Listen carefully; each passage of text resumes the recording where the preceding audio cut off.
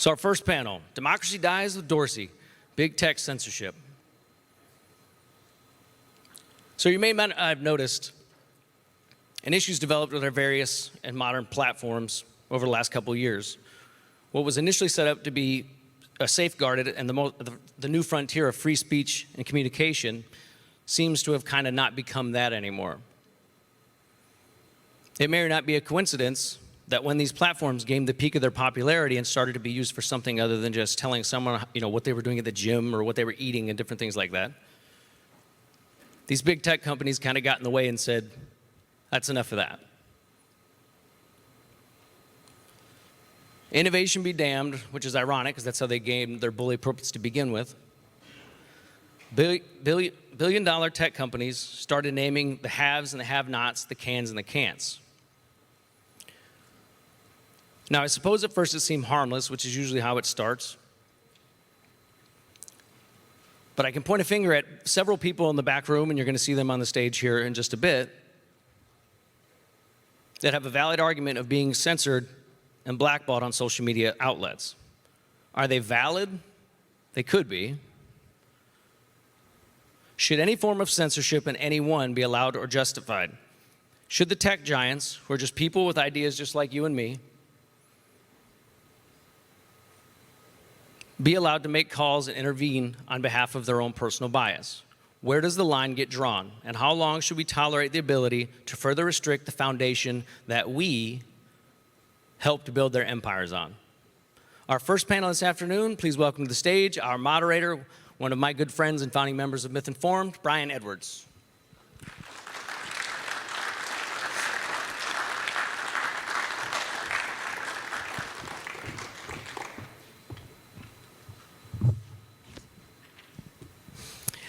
Our speakers, he's been featured in the New York Times and his famous Twitch streamer, Stephen Bonnell.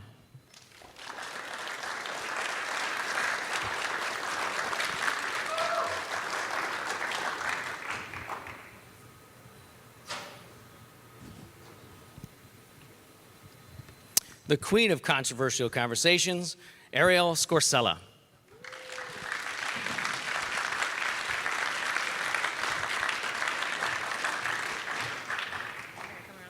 Yeah, that's fine. Or whichever, that's fine. And worldwide renowned political shit talker, Niko House.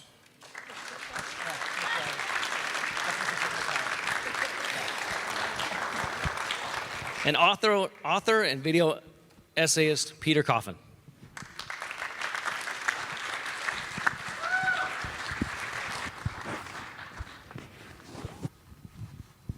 All right. Welcome to Better Discourse. I'm your moderator, Brian Edward. And today our panel is Democracy Dies with Dorsey. That's meant to be a little bit funny because some of that censorship is coming from social media. But I did hear the quote, "When you tear out a man's tongue, you're not proving him a liar. You're only telling the world that you fear what he might say." And that was said by some guy named Tyrion from some show named Game of Thrones. And while we're not in Westeros, we're in the real world, censorship and these kind of things are pretty much an issue. And I wanted to start the conversation off by citing the ACLU, which may or may not be a defender of civil liberties right now. That could be debated. But it says that there's two fundamental principles that come into play involving free expression. The first is the government cannot limit expression just because any listener or even the majority of a community is offended by its content. But that's balanced by a second principle, that expression may be restricted only if it clearly causes direct and imminent harm to an important social interest. So I wanted to ask some of the panelists, do you agree with the sentiments of the ACLU here, or do you feel like this second principle is being abused? And if so, how and by whom? And let's start with Arielle. It's a loaded question, right? Because I think all of us, correct me if I'm wrong, all of us have been censored at one point. Maybe not you, because you're a little bit more leaning far left at the moment. I have absolutely been censored. Have you? Don't worry. Okay. Oh, yeah. Well, then it's a problem across the political spectrum, right? I think that, as far as I'm concerned, I've had people come for me, in multiple ways, try to censor me, and even if I disagree with them to the core, I don't think anybody should be censored, and I especially don't think any major network should be censoring anybody. I think, if anything, if I have a good enough argument, my argument will win in the long run anyway. Okay. Peter. Well, I mean, is it really an ideal, or is it a question of institutional power? That's where I'm always coming from on this. What are you saying? Where is it coming from? Should you be allowed to criticize power? And yes, obviously.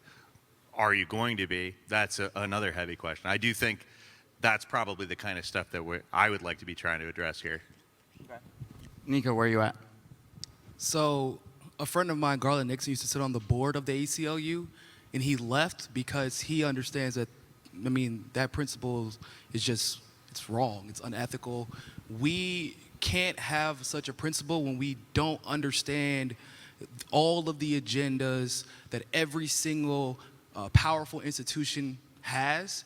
And so where they may convince the public that some speech is or could be dangerous to them, where they're merely just trying to push an ulterior motive that we may not yet be aware of. And I think we see that time and time and time and time again. And so who's to say what's dangerous? Something could appear dangerous in the short term, but ultimately end up working out in the long term. But at the end of the day, like, I feel like everybody who knows me knows I'm a free speech absolutist. And the only way to defeat bad speech is just with more speech, and just make sure you know what the hell you're talking about when you address it. Like, that's the way to conquer this fear of, what if they say something bad? Bad things could happen. Well, allow speech to flow freely, and I guarantee you problems will begin to solve themselves. Yeah, can I just piggyback on that point? Because this is one thing an ex-girlfriend said. The only thing I got from that relationship was this point. And she said that no matter what somebody says, we should allow them to say it, because people are thinking it anyway. And when you allow them to say it publicly, you also allow people to be aware that they're saying possibly something that's incorrect, and then you can correct them on it. But you wouldn't be able to correct them if they didn't have the opportunity to say it in the first place. Destiny, what do you think? I think that the First Amendment is important. I think it's beautiful. I think it's well worded. And I think freedom of speech as a concept is something that should be defended. But I think oftentimes people misapply it to private platforms like Twitter and Facebook, and they try to take these arguments about whether or not the government should abridge our freedom of speech, which it shouldn't, except in certain dire cases, like yelling fire in a crowded theater, or the spreading of like child pornography or something, of course, which I think we all agree with. But I think that applying those same arguments to private institutions actually, in a way, becomes an anti-First Amendment argument. So I do agree that the First Amendment is important insofar as it applies to the government, but those principles shouldn't carry forward to every single private platform that we engage in, because one of your freedoms as an owner of a private platform is to determine what type of content do I want posted on this particular platform. But what if that platform has become a monopoly? I think that's a good argument to combat that point, too. I mean, if a platform has become a monopoly, then we can talk about antitrust laws, we can talk about things like this, but you cannot enforce a platform to just have all content on it. It's, it's an anti-First Amendment argument. I mean, I'm still trying to understand, why do people keep pretending as if Facebook is a private platform? Like, it's not. Because the definition it's of not. private They is literally it's not. have former CIA agents working within Facebook. Facebook goes into Congress, comes up with a bunch of nonsense after they get accused of something, and somehow, some way, they always end up coming out on top. In fact, it is literally a law that is allowing them to act as arbiters of truthful or false information, because of a law that it's protecting them. And whenever anyone goes to try and change it, they're the ones who have the money to then influence politicians. Not that they even have to, but they have the money to influence politicians to make sure that that law that they are benefiting from continues to allow them to then influence the outcome of elections in one form or another. At the end of the day, when they constantly act on behalf of the government, especially when it seems that there is a partisan agenda involved, when they go to the government and get exactly what they want, they're not being held accountable like other private institutions have been held accountable. At what point do we stop pretending that words mean, that private and public mean whatever they say it means, when they're clearly acting as a public arm of the government? So, That's a conversation we get into. So private means not government, means privately owned. Facebook is a privately owned company. It's not owned by the government. If you want to have a conversation about whether or not Section 230 should be repealed, which it shouldn't be, if you want to have a conversation about whether or not platforms should be allowed to moderate their content, which they absolutely should be, if you want to have a conversation about whether or not you should be allowed to lobby the government, I think most of us agree you probably should be to some limited extent. Those are all great conversations to have. But the idea that just because a private company lobbies the government, they're somehow not Are you private. familiar with InQtel? Do you know what InQtel is? Don't need to The what? CIA's venture capitalist firm in Arlington, Virginia. Basically, I can go through the whole way they did it, but basically Peter Thiel and InQtel invested into Facebook. That's how Facebook became what it was and overtook MySpace. And this is a thing that we've seen InQtel do because they have unlimited funding sources. Another example I can give you is how Google came out of nowhere and overtook Yahoo. It's because InQtel had unlimited money to ensure that Google was able to overtake Yahoo. That's how Amazon went from being a failed business platform, a failed business model, and eBay was destroying them. And then out of nowhere, where Jeff Bezos inexplicably becomes the most wealthy man in the world. That's how Tesla was a failed business, relying only and exclusively on our subsidies.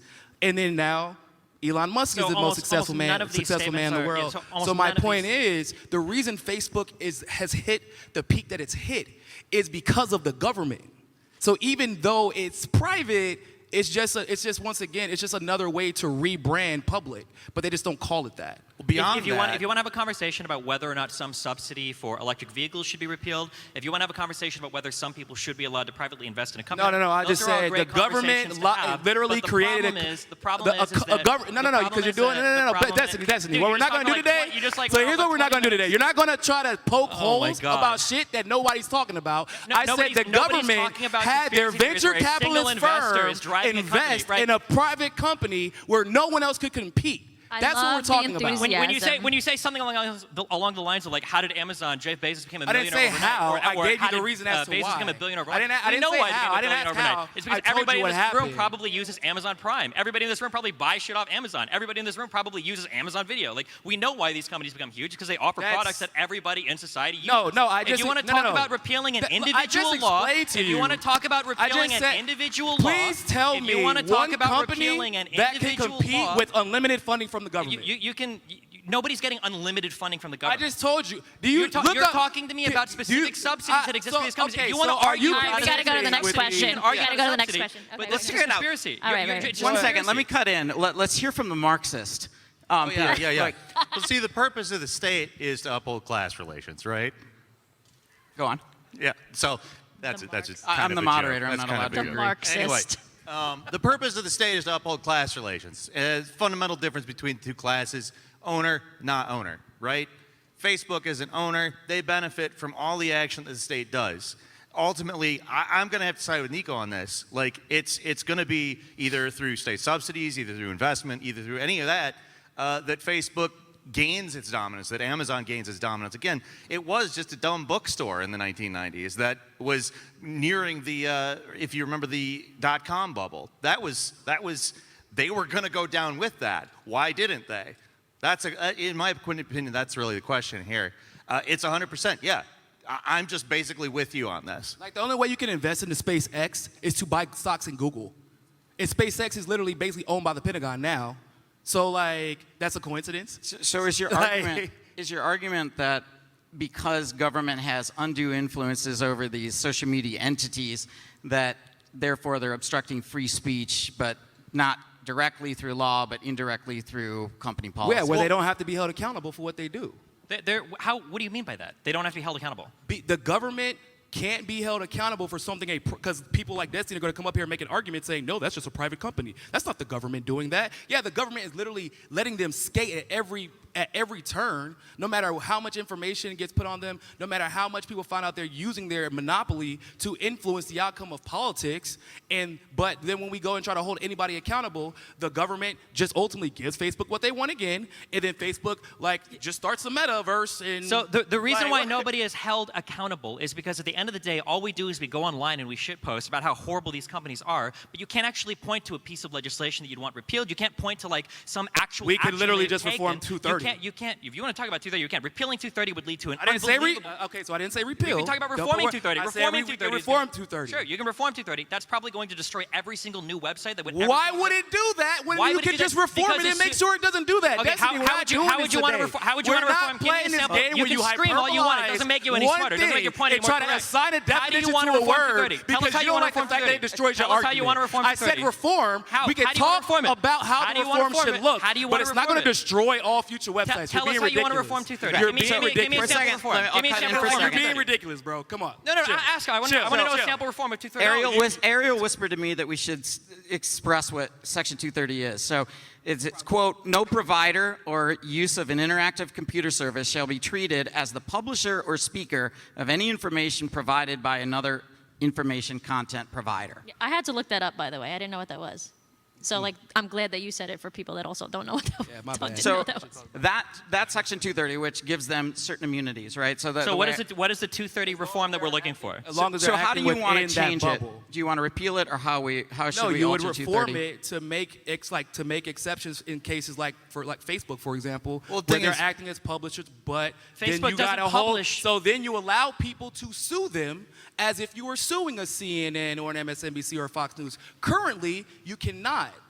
That's the problem. How is it so the entire backbone of the internet, from IRC chats to bulletin message boards in the 80s to GeoCities websites in the 2000s, the only reason why websites can exist is because they require an immunity from being sued if they have user-generated content on their platform. No, they're private You don't want companies. Can I finish one sentence? Holy shit. Okay, They're you don't private want it so companies, that though. anytime somebody posts something on your website, you can get sued for what another user uploads No, on your that- site. no, If no, that no, no. is the case, That's not what we're if that talking is the about. case, I that don't- absolutely Where is do you what you're just talking invent about. these fake There's a realities in your reason why. head? There's a reason We're not. why. No, we're talking about you're just Facebook being talk over held it over again in accountable order to make your for point right. removing people's There's a reason content, why destroying nobody in the people's legal community businesses, and nobody destroying in the people's online brands. internet community, You're nobody talking in the about EFF, random shit Nobody posters. is talking about reforming 230 because It's it a is little the bit worst loud and idea in the echoey. world. So My bad. yeah, so try not to talk Yeah. over each other. Reforming 230 would destroy anybody's ability to start any new internet website where you have user-generated content, because as soon as you can hold a website liable for what users are posting, just because you want to engage in moderation, should you not be allowed to moderate your communities? If you Yeah, wanted to but make a you should message board for also- right-leaning Here's people the or for thing. feminists, do you not have the ability to moderate your communities in that way? Of course you should be able to do that without being held liable as a publisher or something of information. And these websites, just because they Algorithmically, engage though- in moderation doesn't make them a publisher. That's ridiculous. To try to say that because somebody puts up a fact check or because somebody puts up or bans certain types of content, they become all of a sudden a publisher of information. What do you think it means to publish something? When to you're moderate getting fun, something? when you were. Oh, go ahead. Yeah, I think here's a problem though. They're not just a neutral platform. They don't have to be neutral. Oh, where really? Yes, really, yeah. Yes, Okay, according so let's hear why they don't have to be neutral. Because that's the law. You're not obligated. There is no we just talked about the First Amendment. If you started a private platform where you brought people on to speak, do you think that the First Amendment means that you have to let every single person come on? That's a violation of your First Amendment rights. If I start a forum and I want to talk about how cool dogs are, am I legally obligated to let cat lovers come and shut my forum up with how great their animal? It doesn't make any sense. Of course you don't have to be a neutral platform. Do you think Fox News is a neutral platform? Do you think No, CNN I is a don't. neutral platform? No, You you can don't have sue to be a Fox neutral News you platform. and can CNN. sue Fox News You can literally for sue things them. that are said on Fox If they News. lie, you can because sue they them. curate If they those defame you, platforms. you can sue them. If they slander you, you can sue them. That's the difference. When Yes, Facebook takes some, exactly. I'll give you an example of consequences. So recently, in Texas actually, a man's son died after taking the vaccine. He was 16 years old, the son was. When he posted GoFundMe to pay for the funeral, GoFundMe removes him. You don't have a constitutional right to post on GoFundMe. I'm sorry. Because of that, obviously it becomes much more difficult to fundraise for that funeral. Now, why did they remove him? It's a literal fact that the vaccine caused this man's son's death, but they're saying because it's spreading vaccine misinformation that he can't fundraise there, because then, of course, we bring attention to the fact that there might be side effects. Facebook removed people for saying that hydroxychloroquine was a legitimate solution, or at least to help while we're waiting for vaccines when it came to COVID. And then doctors were banned. People died. Fucking Destiny, people died. Are you wait, first of all. No, what I'm telling you is that there are real consequences when you are removing people because you're pretending to be an arbiter of information when you're literally removing experts. It's one thing if you moderate the content by saying this isn't allowed, you give them a strike. But if you think that they should be removed, then you go through the fucking court of law and you hold them accountable there. And if someone has decided that you are overtly or accidentally causing problems that could lead to mass conflict or violence or whatever, then you allow the courts to settle it. But what you're suggesting is that we should allow this entity that has gotten unlimited funding from the government. They don't. Where you can't, to the point what's the where now rebuttal? you can no longer actually have competition against them. All right, Niko, let's hear a rebuttal now. So everything about hydroxychloroquine has been proven to be ineffective. Bullshit. So the fact that you would bring that up, can I finish? Wait, can I finish? Are you going to scream over me every time I start counteracting the bullshit you say up here? Give him a chance. I need like 10 minutes to go through every fucking stupid thing you just said. Go ahead. So number one, hydroxychloroquine is like the worst example of anything you could brought up of. Okay, number one. Number two, if a private platform wants to ban somebody from their community for any reason, they're allowed to do that. You do not have a constitutional right to post on fucking GoFundMe. Just like any person in this audience doesn't have a constitutional right to come up on I know you want to talk. Nobody in this audience has a constitutional right to come up here and grab a microphone and scream at somebody. That's part of your First Amendment privilege. If you start a platform, you are allowed to moderate that content in any way that you see fit. The idea am I receiving unlimited money from the CIA? Am I receiving unlimited money? Let him go. The idea that you are obligated to host all forms of content on your website is a delusional fantasy. I don't know where it came from. I don't know where people got this idea from. There's no case law that supports this. There's no legislation that supports this. There's no constitutional amendment that supports this. It is absolute delusion. No. There's literally a law that says so if you anybody act wants as a to, public, bro, you can't cut me off 30 times after let's talking take a whole an bunch of shit for example. like 5 minutes. Okay, Wait, can I finish responding? Yeah. Holy shit, yeah. So if a website decides that they want to moderate their content in the way that they see fit, if they want to ban doctors, if they want to ban experts, if they don't want you to do your whatever fucking GoFundMe, that's completely and totally within their right to do so. And just because they don't want to host your content doesn't mean you can go cry to the federal government and say, I have a right, I have a constitutional right to this platform. That's an insane reading of how the First Amendment works. Pause. No, I don't need to We're not pause talking about I will finish. We're not talking and now about the I'm done First Amendment. Okay, We're so talking about that's fine. literally Section 230 protects you only and exclusively if you're not behaving as a publisher. So another great example would be the Hunter Biden situation, where every single time a Hunter Biden article would come out, people were getting banned. People were literally losing. Like, you mean Twitter? Twitter business. Stopping the link to the not just Post Twitter, article. Facebook, Twitter. My friend got banned from Facebook for 7 days. Another one of my friends got removed for moderating posting is not publishing. an article from mainstream media about Biden on Facebook with no context. Banned. Now, all of a sudden, you're banning people not because the information is wrong, just because you don't like what's being put out there. Now, that's what we call editing. That is editorial. That is publishing, which means you should be able to be paused. You should be able to be held accountable, but you cannot be because you're hiding behind 230. Why did Twitter ban the Hunter Biden article? Motherfucker, please explain it to me because we would love to know. Wait, you brought it up, so you should know. Why did they so ban it? You tell me. We're literally trying to find out. Go ahead. We're not trying. It's public information, so you don't know. Why I want to they hear ban you it? say, I have no fucking idea why Twitter banned it. You don't even know which article I'm referring to right now, but go ahead. I know exactly what you're referring to. Which one? So tell me. You tell me. You brought it up No. first. You just said you know exactly what it is. Go ahead. Why are you trying to posture right now? You brought up the example. You just literally cut me off to ask. You just said you know the answer. Okay. You know the reason why. You don't know why I'm telling you, if you know why it was banned, I'll please explain. enlighten us. I will explain. All right, so let me. Wait. So Twitter has a specific policy for hacked materials where if you upload wasn't hacked. if you upload It literally wasn't hacked. If you did Hunter Biden approve of those images and everything from the laptop being posted? It wasn't hacked. And it's a hacked material. It literally wasn't hacked. So Twitter has also banned people on the USB. You're just gonna keep Here you talking over me go. like that makes you correct? You got it. I'm right here, dude. You don't have to look at the It's a audience. USB. Hey, talk they to me. handed You don't it have to over look at the here. audience. They were like, Come on, hey, Niko. post this. Hey.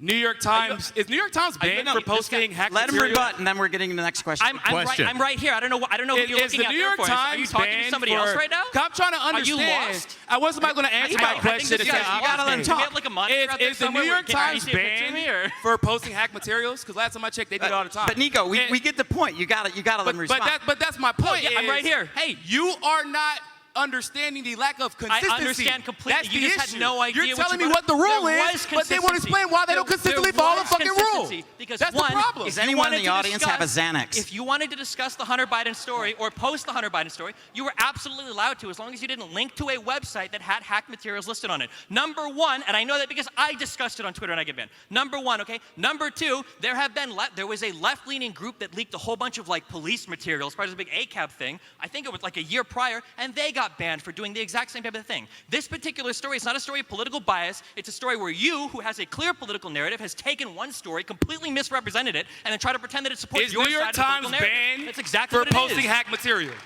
Okay, so is the answer, it's a yes or no question. Yes, It's yes. if you post No, they're not. They post WikiLeaks leaked material. They have not been banned. What are you talking about? If you are- CNN if did. you- Hey, Didn't Trump's Niko. taxes just get why leaked and it are got you posted? talking- I'm right Those here. are hack I'm materials, right here. correct? I'm right here. Okay, that's what I thought. I'm right here. So the problem isn't that they are taking their right to enforce their rules. What we're trying to figure out is, why are you inconsistently forcing rules? What do you do when those rules are being forced inconsistently and they're supporting a certain political agenda while undermining another? And then at that point, when does that not make you a publisher? And if it does make you a publisher, why can you not be held to the same level of Okay, hey, accountability but Niko, as an actual publisher? Let's It's very attack this. simple. Let's attack this from a slightly different angle. I'm gonna ask Arielle what she thinks of this. So in 2019, Cedric Richmond, U.S. Congressman from Louisiana, warned Facebook and Google that they had better restrict what he and his colleagues saw as harmful content or face regulation. Quote, he said, "We're going to make it swift. We're going to make it strong. We're going to hold them accountable. Figure it out because you don't want us to figure it out for you." And Jerry Nadler added to that, "Let's just see what happens if I pressure them." Is this worrying to you that the people that are governing their content moderation are influenced by congressmen? Arielle, what do you think? Is that like a skirt around the First Amendment, or what's your thoughts? I think that anybody that has power is going to try to control more. That's just the fact, right? That happens throughout history. It worries me when people use that power to silence people. Like that's like that's the concept of this panel, right? Yeah. I think that I do agree partially with what he's saying. I understand where he's coming from with Stephen. And I think that if you do have your own platform, yes, you can moderate content in a way because if there's like pornography or something, you don't want that, yes. But I also think people are taking that to the extreme and making it political. And just because they don't like something, they're removing feel that. that, I don't think that's a healthy way for this country to be going. Do you feel like the government has an undue influence on what Facebook is doing? Oh yeah, I do. I think this is just me personally, but I think that it's fairly obvious to me that Facebook has some kind of secret agreement, whatever, I don't know, with the Democratic Party, because and YouTube too. I mean, I speak from personal experience. I know that until I came out, I was posting the same content for 10 years on YouTube. Sexual education, until I came out as leaving the left and being a non-leftist, then they started banning me and restricting me. So to me, that's my experience of what you're saying, and I don't think, obviously, I'm biased, but I don't think that's okay. What was the reason? Did they say that you were causing harm? I mean, is it the second They said it was principle? because of my sexually explicit content, but I've been posting that same content for 10 years. So to me, it's okay, they don't like what I'm saying now. Okay. What about you, Stephen? But yeah, I do think it's because that's to me, it's too obvious. It was too obvious to me that this is why it was happening. Right. So, Stephen, what do you think? If there's a link between the government, senators pushing these guys, doesn't that not apply? Isn't that the government using abridging the First Amendment in the wrong way?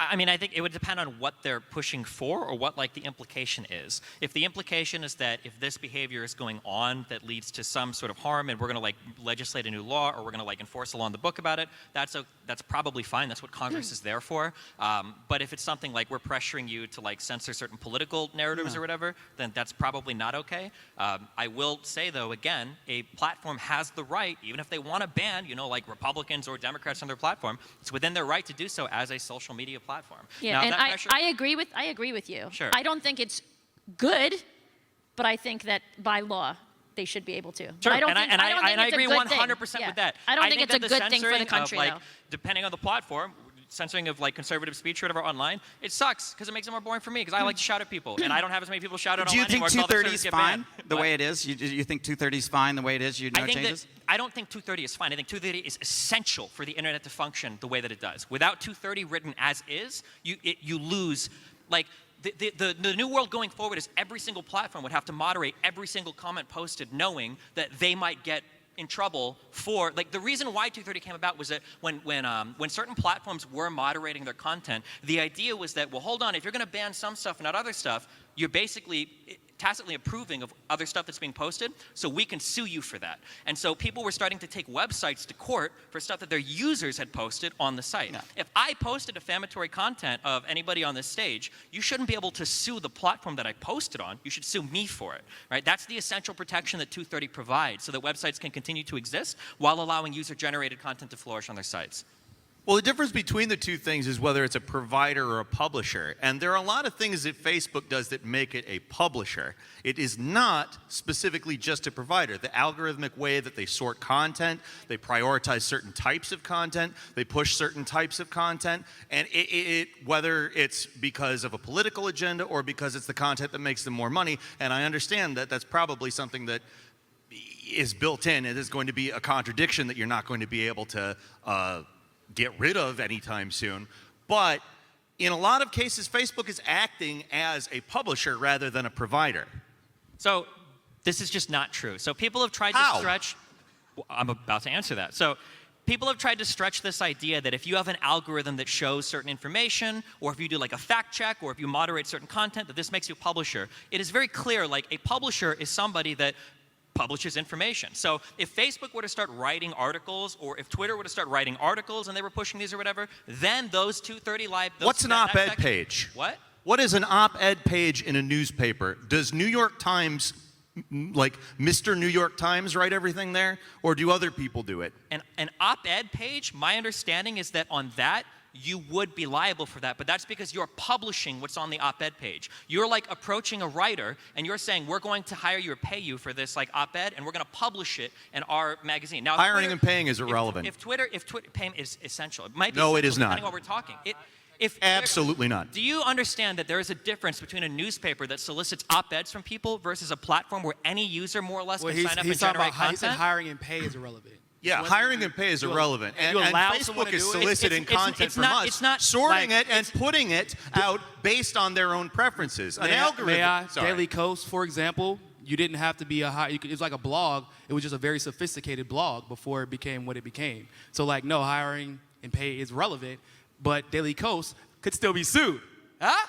Yeah, you see the difference? My understanding is that if you have a website where any person can just submit content willy-nilly, if it's like some WordPress site, some blog or whatever, like Medium, for instance, you can't sue Medium for somebody that writes an article on Medium, because Medium is not like the publisher, it's just a distribution platform for that article. Now, even if you've got an algorithm that sorts stuff, like you might like this, you might like that, or even if you ban stuff like we don't want this, we don't like that, that still doesn't make them a publisher of the information. They're just a content distribution network. Does it change? It's a CDN that somebody uses for user-generated content to show up on their website. The content all comes from people, not endemic to the company. So, well, we don't know if Medium could be sued. Maybe they could. We don't know. Like, honestly, we don't know what? We don't know if Medium can or can't be sued. No one has ever attempted to, because they don't arbitrarily remove people's information just because it doesn't agree with a certain political agenda. To my knowledge, I've never heard any complaints about removing that. information that doesn't agree with the political agenda doesn't mean you lose your Section 230 protections. Oh my God, I don't think you've let me finish a single thing, so I have very little sympathy for you at this point. Bro, what do you want to say, Niko? Let me finish talking. I'll just let you pontificate for a fucking hour as usual. Let me talk. Oh yeah, 1 hour, man. Anyway.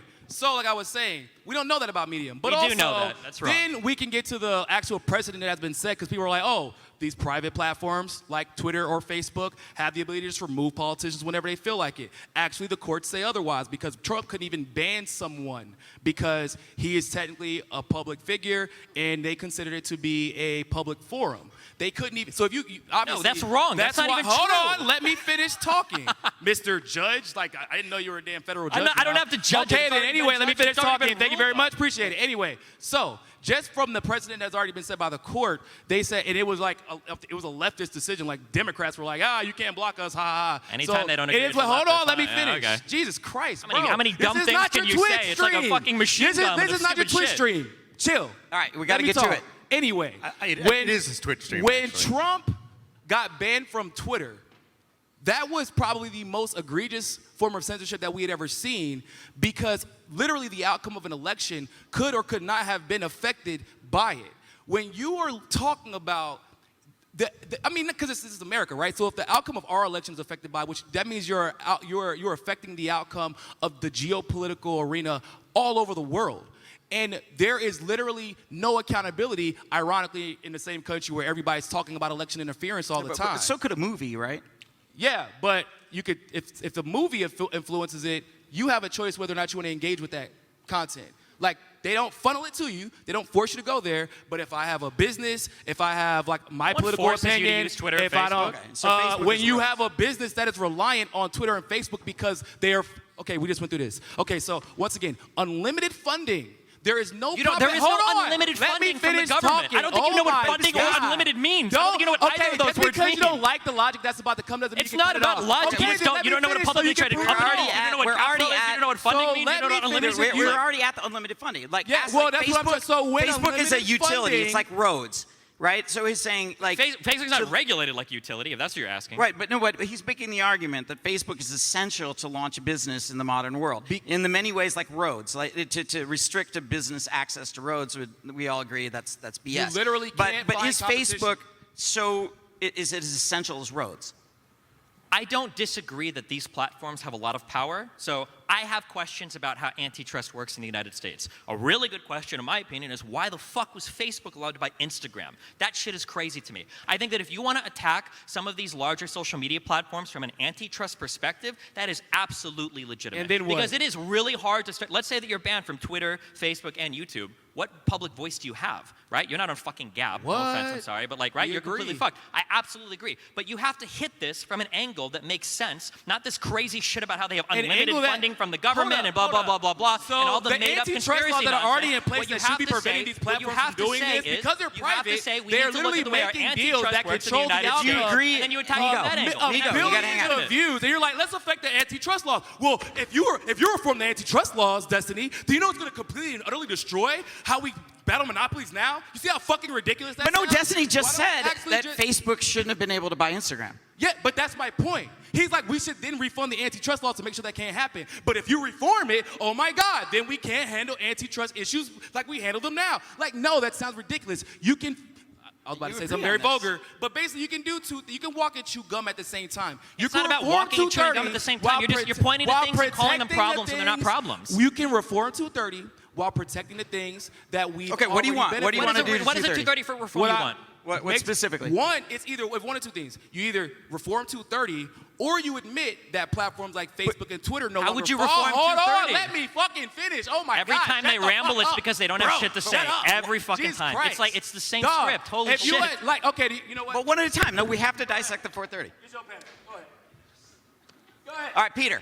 It's what do fine. you want to do you to have nothing 230? to say. You can get mad all you want. You're I'm a sorry that surgeon. you have to actually answer a question for once in your fucking life. It's fine. Like we can sit here and we can cry all day about like, oh, 230 unfair, blah blah blah blah blah. Tell us how you'd reform it. Oh, there you go. Go ahead, pick So it up. like I Go ahead, let us said, hear it. so like I was saying, I want to reform. You can reform it by, one, protecting the benefits that we have now, but make sure that if a company decides to act like a publisher like Facebook and Twitter have done in situations especially that affect the outcome of our political atmosphere, like you can literally legislate it. It'll go through the committee process. They'll figure it out, make sure it works. Who will be affected? Who could be positively affected? Who could be negatively affected? They go through a process. I don't know if you heard about it, but that's what Congress does. What does it mean to And act it's- like a hold on. publisher? Oh my Okay. God, bro. Just 5 fucking seconds, bro.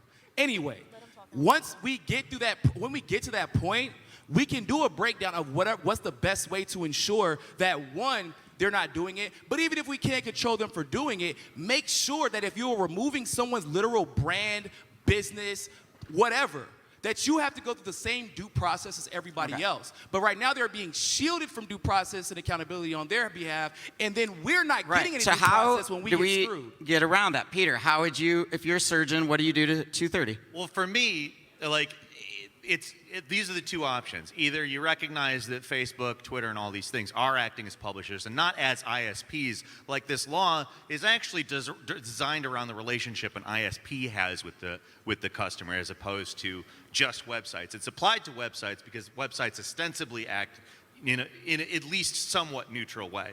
I think that has been overstepped, and we can either recognize that and apply 230 to them as it exists now, or 230 needs to be amended in order to recognize that. But how? How? I can't give you exact wording. I'm not a What does it lawyer. mean to be a publisher? That's what I want to know. Because we're saying if you're going to act as a publisher, what does that mean I to be a thought you were publisher? the expert on 230. It tells you in the. What? I thought you were the Yeah. expert. Okay. What does it mean to be a publisher? 230 is Arielle? like, it's like Arielle. 27 words. What do you mean? It doesn't tell you in there what it means to be a publisher. All right. He literally just read it. Yeah.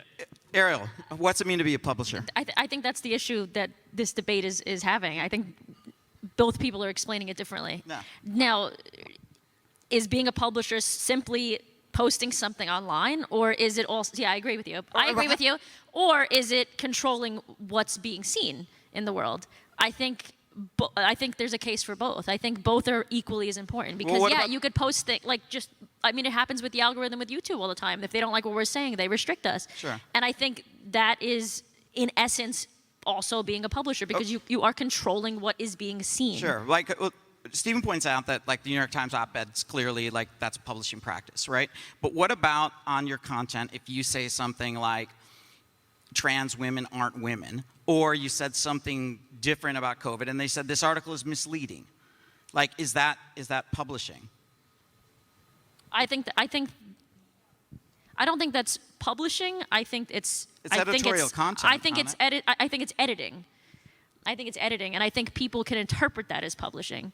I think it's all interpretation. I think everyone's going to interpret it differently. That's the issue. That's why we have debates about this, right? What do you think, Stephen? Is that I think this is one of those things that seems plainly obvious unless you're taking a hardcore political bent to it. If you have a platform and users are supplying all of the content to that platform, you have a right to moderate it as you see fit. If you want to like force people or attach like a not safe for work or not safe for life link, if you want to say warning, like we think this contains bad bit or whatever, or you want to say that like this violates whatever rule or whatever, you have the right to do that. That doesn't mean that you are suddenly like creating and publishing content on your platform. I think there's case law to support this. The EFF has a huge write-up on how they feel about 230, and a whole bunch of other institutions have signed on. People like Medium have signed on to support 230, written as is as well. I mean, like the idea that just because you engage in some moderation, or if you want a front page like the cutest dog pic of the day, you've become an editor or a publisher. If we were to take that point of view, what we're essentially restricting is every single platform has to just show all of their content in a straight line with like no other like flourishes or whatever. Otherwise, you're engaging in publishing or editorializing.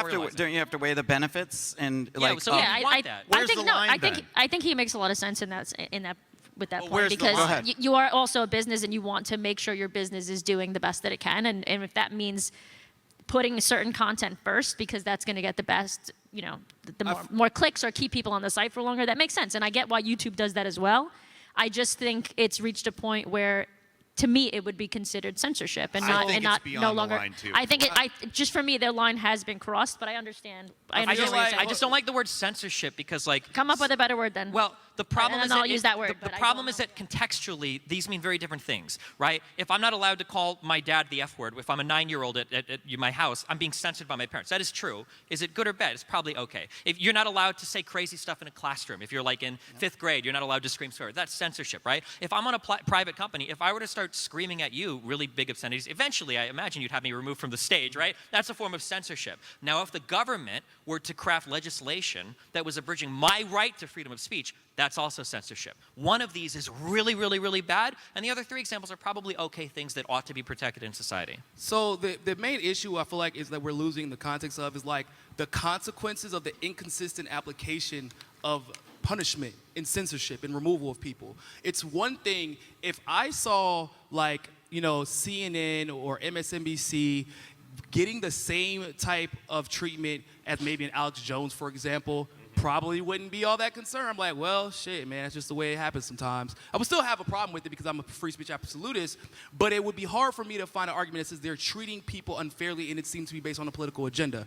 We all sat through Russiagate. I think everybody was there for that, where they lied, not once, not twice, but for years. It cost people jobs, friendships, breakdowns in relationships, and it turned out to all be complete and total bullshit. And then if you go and look up, and you see some of the articles that came out, they were like, they had the CNN employees that got caught saying, yeah, this is BS. Nobody actually believes this. They were doing it for money. That's what their claim was. And the moment that became an issue, Like, that was everybody's moment to step back, like, wow, so hold up. Not only were they lying, not only were they full of it, but it was for money, and they weren't punished for it. There is no incentive for them to then tell the truth at any point because they know that they will always be able to benefit from Twitter, from Facebook, and from the government as long as the right people are in power and they're doing what the government wants. So you now have this vicious cycle of fuckery that no one is being held accounted for because they know whatever applies to you doesn't apply to me as long as I keep playing the people who are in power, as long as I keep playing their game. That's how we're in the shit we're in right now because of the selective accountability. If I can be held more accountable than what's a the politician, accountability? that's like, a Peter, problem. What would you want? What would you want, like, if there's accountability for these people? Like, what does that, what's that look like? I mean, you can see, if you think that one of these companies has engaged in behavior that is like illegal or malicious, and you can prove that in a court of law, you can take them to court and sue them. Oh, word, CNN has gotten sued. Oh my God, I'm sorry. Did I just interrupt your interruption with my answer to his question? I'm sorry. Go ahead. Go ahead, Steve. Oh, thank you. Okay. Yeah, so you can take CNN to court if you feel like they've published a story that's wrong. There was a really popular story like 4 or 5 years ago. I'm sure everybody in here saw it. It was like some white high school kids that were outside, and there were, I think, Nation of Islam people. Yeah, I'm pretty sure that family took CNN to court, and they got a decent settlement out of it, which they should have because that whole story was bullshit. What and the way that it was edited. What does that have to do with absolutely, Facebook? What is that? What, you We're just talking, I just said CNN can be I can walk you sued. through it. That's No, that's fine. If we want to spend the He's time. talking about accountability. So you said there was no accountability. No. And What I I'm said showing was to you is that if you take CNN somebody can to be court and sue them, sued, some people MSNBC would call can that be accountability. sued. All right. That's what I Facebook was saying, cannot. What are you talking about? The only bro? We're not one- having the same conversation. The only ones winning when we're talking over each other is like the echo. So, go ahead. You were gonna summarize. No, I was just going to say he's talking about accountability. I think that is one way of people being held accountable. I don't think necessarily I don't think we need to start suing people Is to that be held accountability? accountable, though. We're talking to about have those people be we're held talking about accountable. social media platforms in the inconsistent application of accountability. Yes. Like that's so I don't know what you're talking about. I already Because said you brought up CNN. We already know You brought up CNN. can- That's not a social because media I platform. said on these platforms, on YouTube, which is owned by Google, which is owned by the CIA, on Facebook, which Right, but it literally is, bro. You can just look the shit up. Well, it's no, not for complicated to find. For example, You like- think Google Like, is it's owned? not- You think it's Google's not- owned by the look, CIA? Bro, I'm not Okay, gonna do all your right. homework for you. You should do it before you got here. But anyway, what I think so he's trying Is to that like say a is 51% Nick Sandman majority stake, or what is successfully it? sued Say it CNN again, for say it libel. again. Nick Say it. Sandman successfully sued CNN for libel. So he's saying accountability is there are methods for this. suing CNN for libel isn't CNN being treated like you or I on Facebook or Twitter, which are two of the most powerful platforms in the world that have unlimited sources I have a good way of, in my opinion, holding people accountable. I think that people like Facebook, or like businesses and companies like Facebook or Twitter or whatever, should be honest and upfront about their political biases. I think that's one way to do it, because then going in and you're going on these websites, you know that their feed might be tailored a little bit more to people left-leaning or right-leaning. And I think that the Daily Wire does that. They literally say, we are a conservative news source. So people know going in that they're going to be... But those are all publishers, right? And they all can be held accountable to a degree, Facebook and Twitter. That's everything that you're saying is true, but then Facebook will turn around and say, we're not publishers. What are you talking about? All right, so take an example. Yeah. So on Section 230, to modify that, like I haven't gotten a ton of specifics, but Vivek Ramashay, I maybe butchered his name, the guy that wrote Woke Inc. What he says to do on Section 30 or 230 is to guide it by the First Amendment. So they would not get liability anytime they're outside of the bounds of the First Amendment. So they can censor content, for example, that the First Amendment doesn't protect, which would be like your child pornography, threats of violence, libel, and all of that. But everything else, they would have to do in the spirit. Or they could choose to be a publisher and lose the liability. What do you think about that? It seems weird. It's like paradoxical. Enforcing that a business follows the First Amendment is contrary to the purpose of the First Amendment. This is the reason why anytime you participate in any private business, if you go into any restaurant, if you go into any private anything, there's always that line on the bottom of, we reserve the right to remove you for whatever reason we see fit. Part of your ability to run a private business in the United States is that you can exercise your private level of discretion in any way you want, as long as it doesn't move contrary to like protected classes, for instance. You Bro, can't I'm gonna lie, discriminate that's on like the basis same of, argument that was you made can't for discriminate slavery. on the. It's a reasonable sorry. Was I interrupting your We can do thoughts shit again? that's morally Did we leave bad. the coloring books Niko, back standing? violate Violation of the Constitution, as long as you're private. Just- If you're a private company, it's cool. Niko, That's exactly what. Yes, welcome to the First Amendment. That's exactly how it works. The restaurant's First not Amendment the does same not thing as apply a to social private platform. enterprise. That's not what the First Amendment People is. make arguments where they pretend as if they could undermine the First Amendment, and then they usually, if everything goes well, get crushed in court later and sued for it. okay, so Peter brings up a restaurant is not the same as Yeah, a Facebook. restaurant's So not the same. You're talking would a about limit? patrons. What about a company size liability limit that you get protection if you're small enough, but if you're big enough, different rules apply? This is like an interesting argument. So again, though, the problem is like there's either two things going on here. Either one, in my opinion, we should be talking about antitrust law, which I think there are way more better conversations to have. Or two, you're essentially saying that once a company grows to a certain size, there's like a whole other set of like constitutional provisions that come in to moderate or guide that company.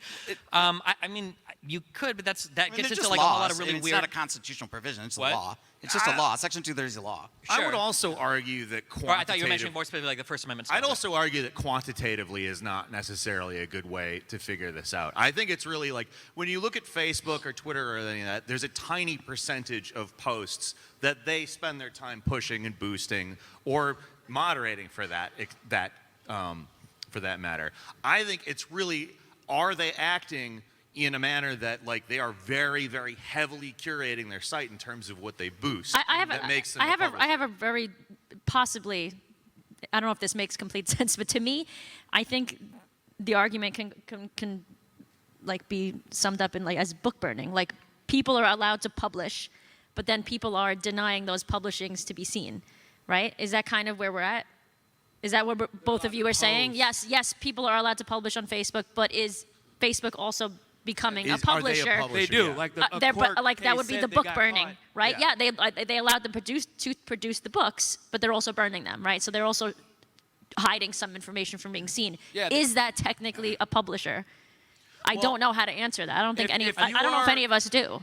If you are like curating information and like, or what just came out recently, even blue checks, right, on Facebook, they got caught whitelisting certain celebrities and certain political figures Yeah. and basically blacklisting others. Like, when, once again, in the grand scheme, what is that actually doing? That is influencing not only political narratives, but social narratives as well. And it is disallowing open discourse, which is fine if you're CNN or MSNBC or Fox News. Because once again, if somebody is allowed to lie, like outright lie about me on CNN and MSNBC, if somebody They're not. does that, I can sue them and I have a pretty good chance of winning. If I supposedly pushed a lie about Hunter Biden, which is kind of hard to lie about that guy, like, but hell, fuck that. Even if I tell the truth about Hunter Biden, I can get banned off of Facebook. So you're right? saying like these Well, big hold on, companies let me can't be finish, political? Let me finish. Is that your argument? If I can push a lie about Hunter Biden and get removed, but then Hunter Biden can then log on Facebook, push a lie about me, and nothing happens, there is a problem. And that's what we have seen done consistently over and over and over again. And we keep getting into the weeds about, oh, what about antitrust? Like, there is no difference between addressing antitrust laws in 230s. Maybe we have two different methods of dealing with the issue. Hold on, let me finish. Yeah. We have two different methods of dealing with the issue, and that's fine. We can have those differences. But we both agree that this is inherently a problem. And what I am telling you is the root of the problem is which is something that you keep ignoring conveniently, is the fact that you're having unlimited funding from the government, prop up countries where there are, companies where there are no competition for that, and then there are real life consequences that So are we get felt that. because of the government funding that you can't compete. So too much there's, funding, There's, but there's you- one how does- person. There's how can- there's one other person on the stage who would have a good solution for Right. this. I would say Unironically. how will antitrust solve the problem? Because So- I think what you're saying is let's solve it. How does antitrust so solve the it? only way to solve the problem the way that you're addressing it is like the Marxist solution, which is you're saying that private companies should have some greater obligation to their like public operation. If that's the case, then they need to be owned and held publicly by the government, and then they need to be regulated in that way as a utility. Well, That's the I ultimate guess end morally, goal but of what you are can't pushing get away with for. shit Are you is shouldn't he be getting serious right away now? Is with this actually a if joke? you did all your crimes.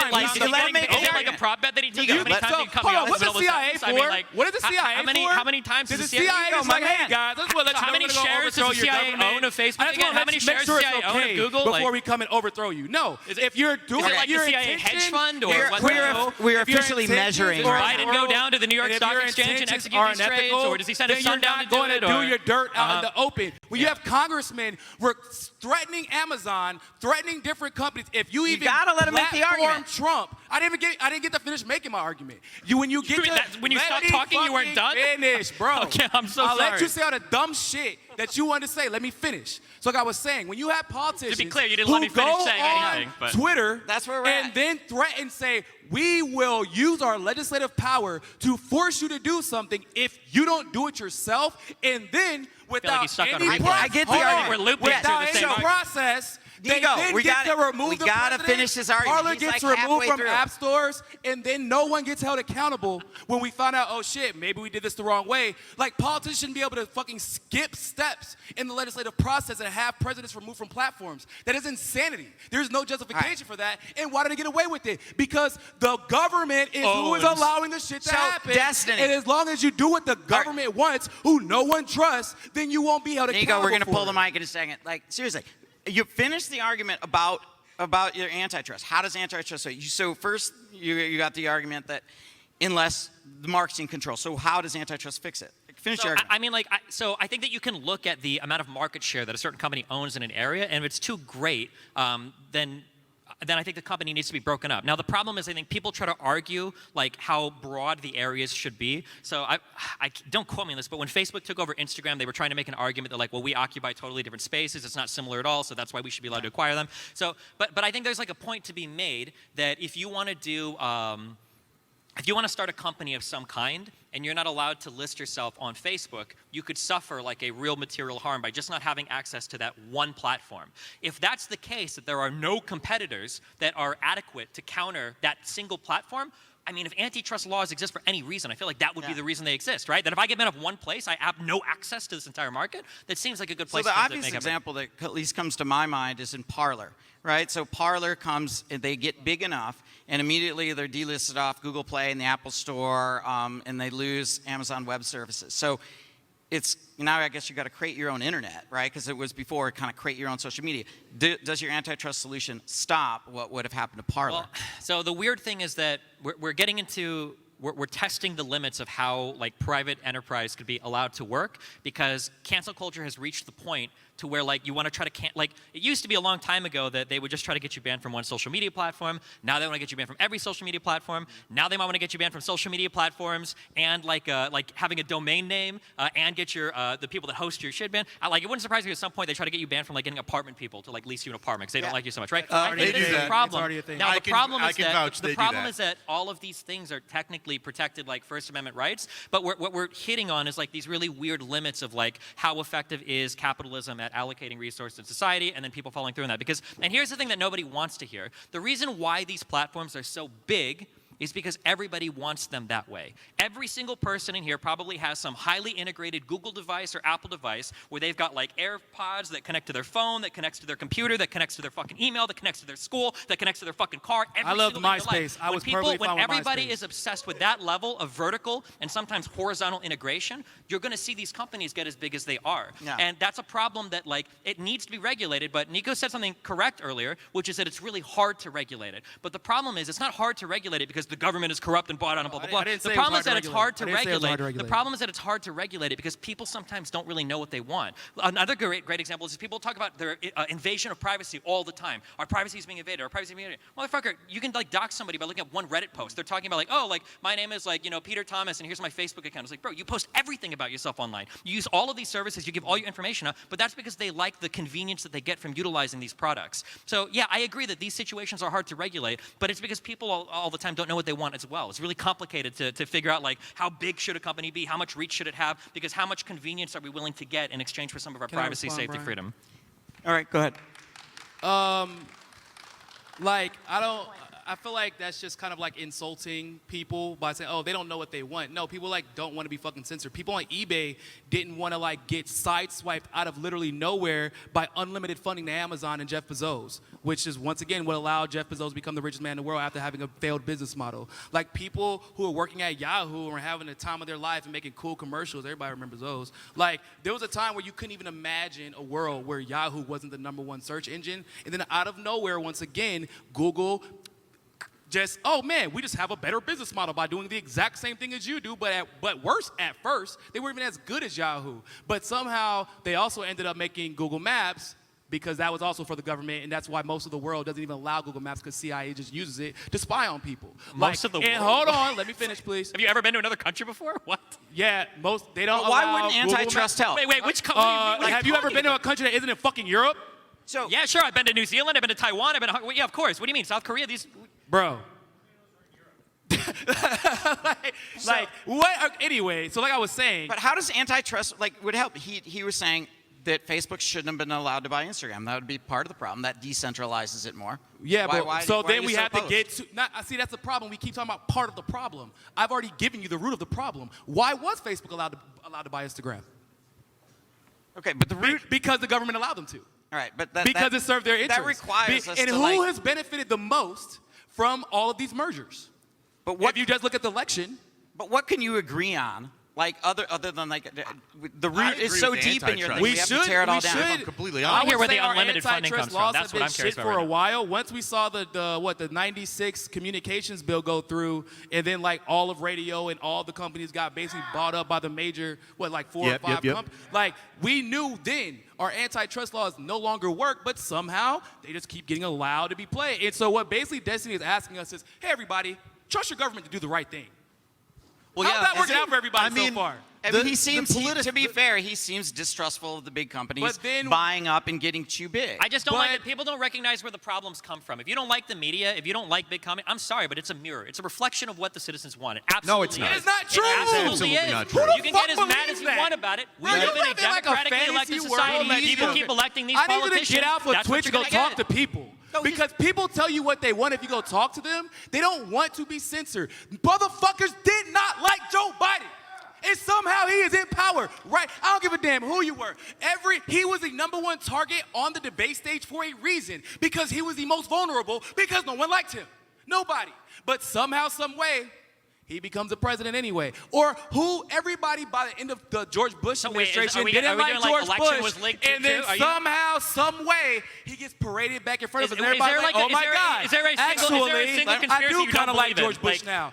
We get told what we wanted through You propaganda. gotta We let know him- this. Well, you gotta let me You can't finish play the damn tennis thought. with one person, man. Like you gotta I just want to let finish them my back thought. in. I let them finish their thoughts. I wanna love be able to that finish my thoughts. Biden won and stole the election with a Republican I'm not government, talking about with stolen- Republican stealing the federal election. That's judges, not what I'm talking with about. Republicans looking at every step of the way. Somehow he was You're able to get through you're it, like the tennis guy that's running and hitting your own balls. Well, shit, Like, I can you do gotta- that. I'm not good. But I'm not talking about stealing the election. I'm talking about, you're saying people do, they just don't know, they think, and then the government and the private institutions react to what people. No, we know, like, propaganda is a thing. Like, did you read about the 80s? Like Cold War? Okay, Nah? but that sounds like an argument for censorship. Why would that? No, Because no, you're no. saying Court, when you don't agree because with what if I propaganda- can then go out and tell the truth about that propaganda, I guarantee you, send me Okay, in a but room with what's Destiny. propaganda? Send me in a room with Destiny when he's spewing bullshit. I will tell you why it's bullshit, and you will know the right and correct way to go about solving issues. This is why we have these conversations. So, if you could make one tweak, what would you do? I don't want to Just mention like it, but Arielle? Arielle. Arielle. Okay. There was a suggestion that you hit on earlier that I think would be a really good thing. I don't know if you would legislate it, but at the very least we should hold everybody accountable to it. I think that when you remove anything from your platform, I think that the ban reason should be publicly stated. That's like one thing that I would really, really, really like. There are some platforms that have done this. There was one Kickstarter or something, I think, where sometimes when they remove like really charged content, even if you don't agree with it, they'll put a video out saying why they did it. I think that would be an awesome level of transparency so that if we can see stuff that's getting removed, at least we know why it's getting removed. And then we can make the decision if we want to continue supporting Sure, the platform. exactly, yeah. So, and then the way to get there would be how?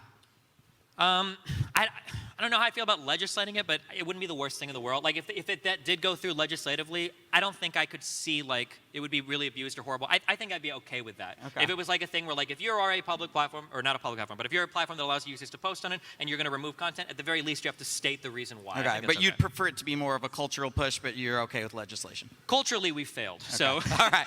there's a reason why these platforms are so big. Everybody wants to be where everybody else is, right? Got It's it. why cities are so big. Everybody wants to move where everybody else is. Like no offense, but nobody wants to post on Gab because that's not where all the people are posting. So people will say in one breath, I wish these companies were broken up, or I wish they weren't monopolies. But in the next breath, they want to be able to post and have 300 million users have access to their public messages. Well, that's not totally true for Jangles. He lives in the sticks. What do you? If you make one what one It's change. actually a similar one to that. I think that they should have to publish how they are judging what they are doing in terms of content. How are they censoring content? Yeah, How that's are what I they said in the pushing beginning, content? yeah. If the model is something that is should have, yeah. majority, like much more heavily weighted towards them promoting a small amount of the content, I think that should put them in a different place in terms of their relationship to Section 330. Okay. Do you feel like they should be more open with their algorithms? Yes, absolutely. That's what I said. Yeah. Okay. Yeah. Yeah, absolutely. I think that would solve a lot of problems. And I don't agree with everything Ben Shapiro says, but he did say that he thinks the same thing. That's where I got the idea from. He says that his media company, Daily Wire, says straight up, we are a conservative news source. So naturally, we're going to be a little bit more biased. And I understand that going in. Okay, when I see these articles, I know that that's where their mindset's coming from. They're not claiming to be in the middle. What does They're that not look claiming- like, though? I'm not sure. We're figuring that out as we go, I think. But like It could be some like kind of posting statement. like this is your clear TOS, and then like you would like reference like this is banned because it violated 1 subsection 2A or Yeah. whatever, right? Okay. So what if you could change one thing, right? I don't know if we could go to the root, but if you could change one thing, what do you change? I guess you could do the thing where you show why you ban them, but that's not going to change anything. It has to be the accountability. You have to hit people in their pockets for them to pay attention, or threaten them with losing their business. What does that look like? So in the case of let's just say Facebook, for example, when they remove like Alex Jones, if they would have given a reason and then say this is exactly how we got the community, this is what the community got, I said this is what he did in this specific instance, and that's what got him banned. And then it turned out that wasn't true, and then Alex could take them to court for that ban, and they could actually feel it.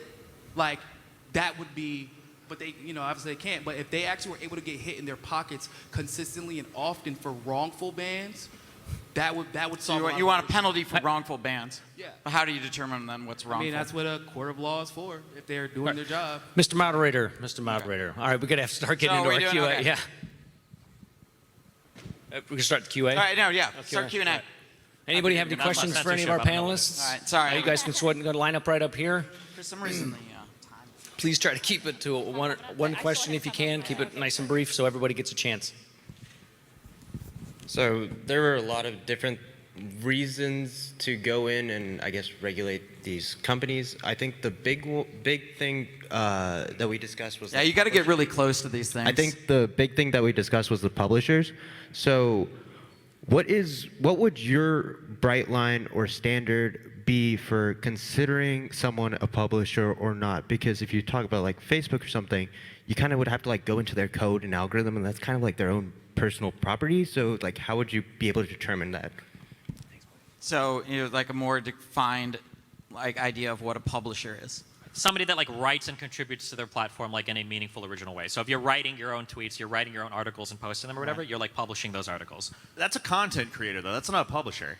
What is the difference? Well, does Penguin Books write all the book? Does they write? No, authors do.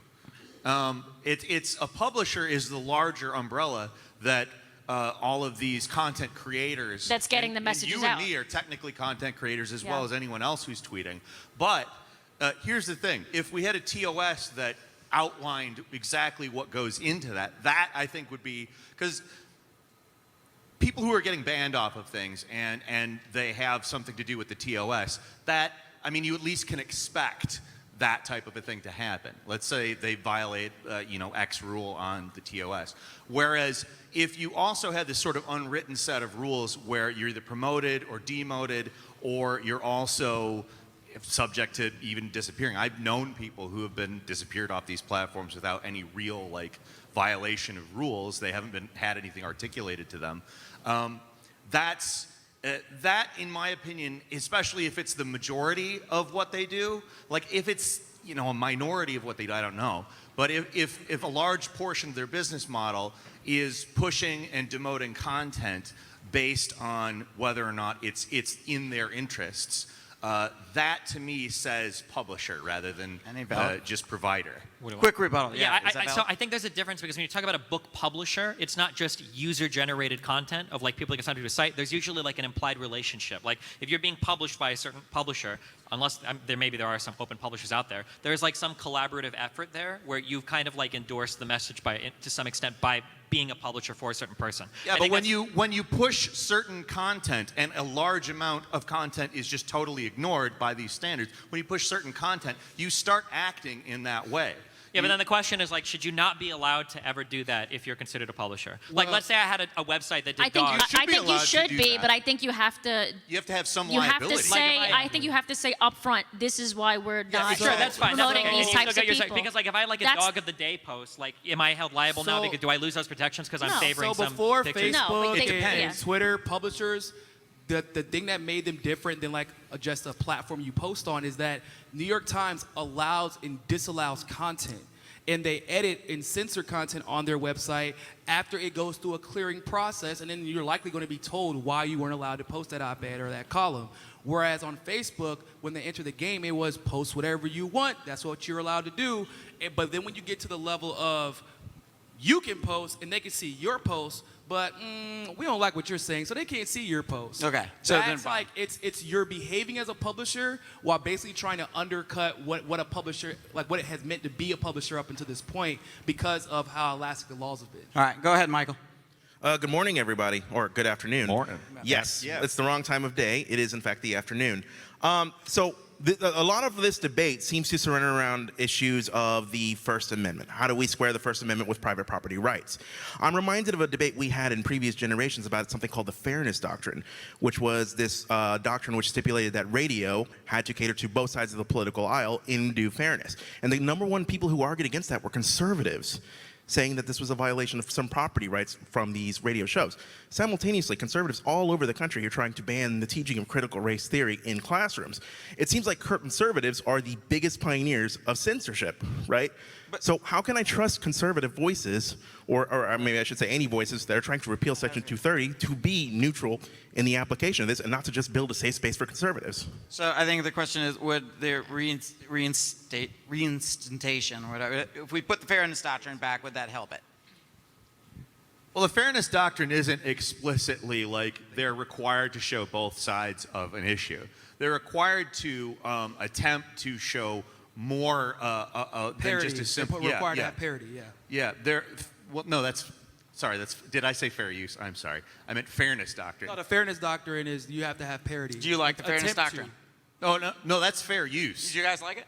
You want it? I think you want that it back? the Fairness Doctrine was an inelegant solution for the problem that it was attempting to address, because it actually did not obligate dissident politics. It was just a mechanism that people could complain to the FCC if indeed they didn't agree with it, which meant that if there was nobody actually holding the station accountable, they weren't really required in any way. So it didn't have any teeth?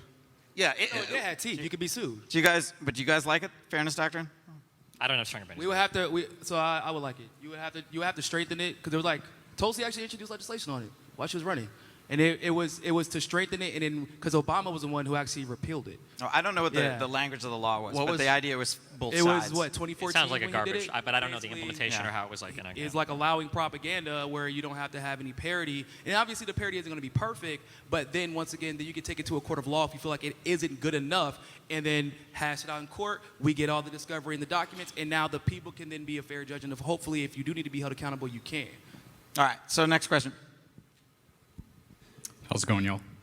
Niko, I think you mentioned earlier that the banning of Trump off of Twitter had like major geopolitical implications. Do you believe that there's a line, so for instance, if the president were posting child porn or inciting a riot or something like that, do you think that Twitter has the right to be able to ban people like him off the platform? If the president was to post child pornography, that's against the law. And so you could then, I feel like that's a good question. No, I think that's your example. Yeah, no, well, because that's what he said. So, like, but it's true, like, right? So if he's posting that, then he is literally breaking a law. Not only should he get banned, but he should be taken to court, and they should figure out how many years they should be giving him, hopefully more than what they have been giving. But when you get to the situation, like, for example, inciting a riot. So now you're in a gray area because what does that actually mean? Like, for example, is Travis Scott going to be charged for the 8 deaths that he may have caused last night at his concert? We don't know. But there are courts to have that discussion. In Twitter and Facebook, if I'm not mistaken, none of their executives are federal judge or a Supreme Court judge, and nor are they going to have a conversation, and nor is there going to be any due process applied. So if we want to see accountability there, then you go through the due process to make sure that it's being done the right way and publicly rather than behind closed doors. Okay, next question. Hey, my name is Sean. Hey. So my question, you're all on YouTube, I believe, and I have Yeah, get close to that mic, man. So I have a question about, in particular, in regards to misinformation, disinformation. I haven't heard too much discussion about that tonight, but in particular, what YouTube content creators are kind of having to self-censorship, and the left and the right is being deplatformed. This is going both ways. You know, I think it may have been served, or someone has recently been banned for debunking misinformation about the vaccines, and he was just trying to, follow the guidelines. But so, where do you think that these platforms are headed in terms? Are we going to be constantly self-censoring for the next 10, 20 years? Is there a solution that we can, that people can feel more comfortable talking about things that shouldn't necessarily be banned from discussions in like the open space? I just actually got banned recently, last week, because I had quoted verbatim a mainstream media article about the vaccines.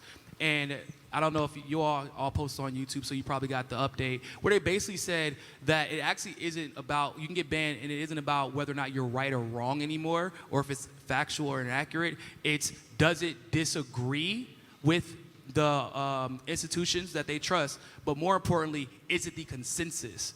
And so now you have obviously so much that's left up to so much interpretation that we couldn't possibly know what that even means anymore, because the institutions disagree with themselves every week, and the consensus is changing every week. So what they're now using is they're taking advantage of it and saying, well, we're just going to ban anyone who is talking about it. Because I like for example, I'm pretty sure me and the serfs are not on the same page when it comes to mandates and the vaccinations, but somehow they'll receive the same punishment as me, and I don't think that they should be removed off of YouTube no more than I should.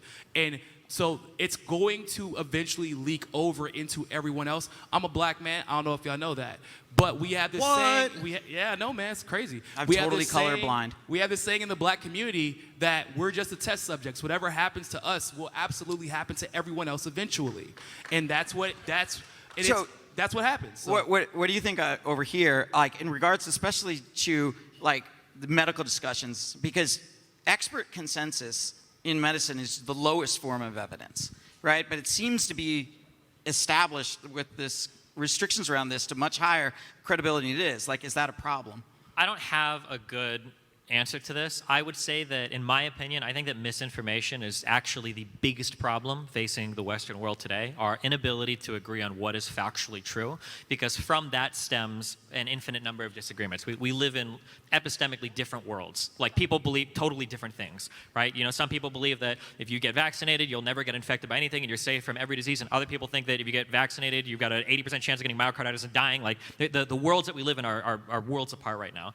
In terms of how do you address that, I mean, what's like, worse? What? What's worse, the misinformation or potentially not allowing legit information to get top? Because the fringe theory could be the mainstream. So it could be, but I mean, but that's why we believe in conspiracy theories. Because why aren't they allowing these other information? Why aren't they allowing this other information? For a year and a half, 2 years, it turns out to be a Nobel Prize, like one of the safest drugs ever. They had all the studies in other countries. Ivermectin is not a safe drug. Ivermectin is not a safe drug to treat. It's one thing to worry about censoring misinformation. It's something else entirely to then restrict legitimate information from experts because they disagree with the narrative. So real quick, ivermectin is not a safe drug to treat the coronavirus. That is not true. Number one. All right, doctor. That's not true. All right, Dr. Bonnell. Let's move on. Number one. That's fair, and then you wouldn't. I believe my body, my choice. Wait, hold on. I'm actually curious. Do you know what ivermectin is prescribed for? River blindness, parasites. It actually has been prescribed for COVID all over Florida. That's why everybody's moving there. So what did it win the Nobel Prize for? What did it win the Nobel Prize for? For treating for virus. Actually, it had multiple applications. It was for anti-parasitic infection. Yeah. So okay. The idea that do you know why it works for? I'm not having. No, I do. Actually, go ahead. No, we can talk about this all you want. My point is that there are certain studies, just like there are some studies that support the vaccines, that also supported that ivermectin. Yeah, even if it had minimal positive effect. It was far more safe and proven and tested over time, and people did not have that option where there wasn't a vaccine. And so if it could have saved someone's life, it didn't, because it was being banned based off of information being put out. So ivermectin, we gotta go to the next question. We gotta go to the next and question. the information that was considered to be on the fringe. That I'm not like gonna answer We're gonna argue over Ivermectin's not banned the also. science of That's this. not true, but Beyond that, My point is, are the consequences from suppressing potentially legitimate information could cost lives. That's my The problem is this misunderstanding that like we're gonna find truth on fucking YouTube when it comes to like medical information. Like that's chances There are are literally there's going to be- doctors on chances YouTube. are- What are you chances talking are- about? Chances Why not? doctors There are are not multiple doctors on YouTube. a doctor Like or multiple, actual doctors, not like who are fake you Twitch talk- doctors. Who is he talking real to? doctors. Wait, who is he talking to right now? I'm talking Okay, so to let's multiple go to- doctors. who Multiple has a doctors does brain not make and research. watches YouTube. Multiple Jangles, doctors does not Jangles, make scientific give him the mic. consensus. Maybe YouTube should be held Next to publisher question. standards Next so question. they're Next accountable for question. it. Next question. Go. I swear to God, this was my question before all that started. All right, so it's mostly to Niko, but it's for anyone else on the panel. Let's say in a hypothetical scenario, there was some sort of global pandemic. And let's say that hypothetically, misinformation was being spread on social media platforms that, if followed, would reasonably result in bodily harm or death. Should social media platforms do anything about that? And what would that look like if they should? So I don't think it should be social media platforms that get to decide whether or not information is or isn't legitimate. Because once again, everyone believed, for example, like that hydroxychloroquine and zinc was a problem, and then CNN had to retract their article. The Lancet, which is supposed to be the super prestigious medical journal, had to remove their study because it turned out to be BS after a Harvard MD who works in the emergency room called them out, and then no one could replicate their study. But policies were crafted because of it. Social media reacted to it and then never backtracked their reaction. There's some doubling down since. And people have once again died because they didn't have the potential to have access while they were waiting for a vaccine. So the social media generally, one, I don't believe they have the heads of these social media companies. They have the best interests of the powerful who pay them off and who they can pay in Congress at their heart. That's who they're worried about. They're not worried about us. Okay. So So it shouldn't be social media's job. It should be everyone gets to put information out there, and then you have these groups, and you choose, based off the information available, what is the correct solution. But what we've seen historically, like with marijuana, for example, the same people who've pushed lies about hydroxychloroquine or ivermectin or interferon alpha 2B were also telling us marijuana was going to fucking kill us. Remember? So, and they were wrong. But why did they do it? Because of the agenda. So it's the same agenda that may be disallowing things to come out, or also could be the agenda that is why they're purporting lies about things that they're saying is good for you or good or not good for you. So the answer is no, they should never be in charge of that. They should allow the information to flow do you think freely. like those bias narratives are curtailing the truth? That the what scenarios? The bias narratives, the Yes. idea, like an agenda. I do. I do. I have friends that work in the medical industry, and I know what goes on behind the scenes. Well, And Capital I've had, has. Sorry. No, it's fine. I've worked in the medical industry. I used to work in pharmaceutical advertising before I was a YouTuber, and I know what people will say to sell drugs. So I know that there are narratives, and the narrative is money in this case, and we Pfizer just just have to sued? be aware of it. Pfizer was Does just it worry sued, you, right? Stephen? Does it worry you, Stephen?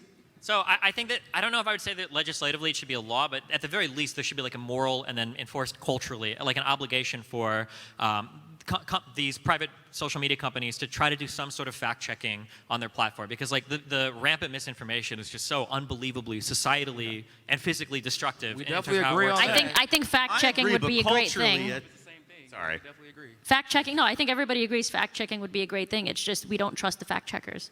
Yeah, I think that's the there's- argument on this side. There's influence. There's money in that. Right. Like in terms of like even with medical studies, there's capital who is able to write grants to these people and not to these people based on their agenda. That's just how self-interest works. Isn't Go ahead. 80% of the FDA funded by pharmaceutical companies, right? Roughly, right? And then Pfizer was the #1 donator they were #1 lobbying. I think number. Well, we can get into like Yeah, but in corruption in the Congress. FDA All later. right, but we gotta go to the like, next question. agendas. We gotta go to the he next may ask question. that exact question. Let's do the next question. Next question. Hello. Go. Poker- Man bun. Checkered shirt. Let's go. Right. So Niko, this is a question for you. So I'm. Oh, you said me? Yes. Yeah. Okay, go ahead. So like the board of directors at most companies, they're going to have like a fiduciary responsibility to like seek profit for their shareholders, and they usually get. Say that to- again. Can you speak a little bit? So the board of directors at every company is going to have a fiduciary responsibility, like legally, to the shareholders to seek profit. Now, most conservatives, I feel like, would agree this is a good thing in most industries because it requires them to make decisions that are going to, make the most money, follow the invisible hand of the market, all those things they believe in with, arguments for capitalism. So it's just interesting because they would make approvals on the terms of service usually at most of these websites. So they're making decisions on what they ban based off of what's going to make them the most money. There's a reason that BitChute is not as big as YouTube at this point. So what I'm finding inconsistent is, do you want to promote free markets and follow that, or are you trying to intervene in the market where it's only convenient for basically your side of the Let me just aisle? say, you know not of what you speak, Jon Snow. I was thinking the same thing. Nah, but It really does look like so that. one of the reasons that you really do. One of the reasons that BitChute or any company or platform isn't as big as YouTube is because there is literally no way to be bigger than YouTube. If you would be, Google could then just harm you in the algorithm so that no one ever finds you because they receive unlimited money from the government. I need everybody to understand this concept. They don't have competition because there is no competition for black funding. So black market funding, which is effectively what they're doing with InQtel. Dark money. Dark money. I mean, I Can wish. you explain the unlimited money thing? I really want to know. No, they literally get unlimited money. Yeah, you can't keep track of it. It's an infinity sign. So so in a vacuum, I would agree that it would be a good thing for people to craft their terms of services based off of what would make the most money. But what you have though is Facebook and Twitter both do things where they know it will hurt the engagement, which is actually how they make the most money. And they don't have to worry about the consequences because they are eternally shielded from those consequences because they're doing the agenda of whoever's in power at the time. So they don't ever have to be held accountable as long as they're following to that agenda, and then they still make money regardless. So I would love a free market in this particular case. The problem is it isn't truly a free market, and that's not obviously with just social media or censorship. It's with everything now. Okay. All right. And next question, and direct it to somebody on the panel. We're going to try to get them all, but we can't really have too much discussion. So pick who you want, and then your question. Anybody, up for grabs. Any radio station, any television station, any cell phone provider, anything that goes through the airwaves are dictated to be public property. So you have to have a license for the frequency that you broadcast on. Could the private property public company issue be ameliorated if you just said that the internet itself was like the airwaves and that it is public property, and these private companies become, in their own fiscal interest, if they want to grow, once they get to a certain scale, then they reach certain levels of regulation? I think, or what you're saying is kind of switch the technology to go to airwaves so you don't have this yeah, but how would you store content though? You still need Amazon Web Services. Their broadcast towers for radio stations are privately owned. I guess, but servers for DirecTV, Wait, so satellites. what is the question? privately Whether or not owned. it should all be regulated like the airwaves are? Yeah. Then, or? It's just Regulated a like the hypothetical. It's a airwaves or actually question. broadcast through the airwaves? What? Regulated through the airwaves or actually broadcast through the airwaves? I don't understand what you mean. He's asking you. As a question you're asking, should it be regulated like airways have been, or should it be, you're saying that the internet should be broadcast through airways? I guess that's what. Just regulated, because obviously it's not broadcast through it. The communications bill kind of killed the way that they were regulated before. Yeah, that's They're not regulated anymore effectively. So. But yeah, it's kind of weird too in a different industry. I don't want all of the internet to have to be no profanity, no obscenities, no pornography. That sounds like a pretty boring place. Yeah, you'd be screwed. But you're talking about as a public, basically this is a public sphere, and everything can be regulated as if you. I don't know what you. I do believe it's a public good. All right, next question. We're ticking here. Fire away, Justin. Next. And make sure you're question. Hey, handsome. getting coronavirus hey, you by handsome putting with the mic. suspenders. Yeah. Do what Arielle did. Get real close to the mic. Okay, so this is for Peter and Niko. So do you believe that companies should have the right of freedom of speech? And if so, do you understand that what you're advocating for is going to be restricting the freedom of speech? How? Well, telling them that, these companies shouldn't be able to ban these people for talking about COVID-19 or talking about taking ivermectin, whatever, telling those companies that they shouldn't be able to ban those people, isn't that restricting their freedom of speech? Well, yes. In some ways, I agree with you, actually, on that. I don't know that I actually 100% think that one way or the other, as things are today, in a world where there is ownership that is very specifically concentrated among a few people and everybody else is not the same thing. I don't know that there is like an explicit, simple solution for it. So what I'm advocating for isn't necessarily just totally like, hey, you can censor whatever you want. I don't want that. I want the decisions to be made based on these sort of rational rules, which Section 230 ultimately is a rational rule. The problem is that I don't think that these companies are acting explicitly as just platforms. I think illegal stuff, like threatening stuff, that stuff, if like they have in their terms of service, you're not supposed to do this. I think that they're within their right not to have that there.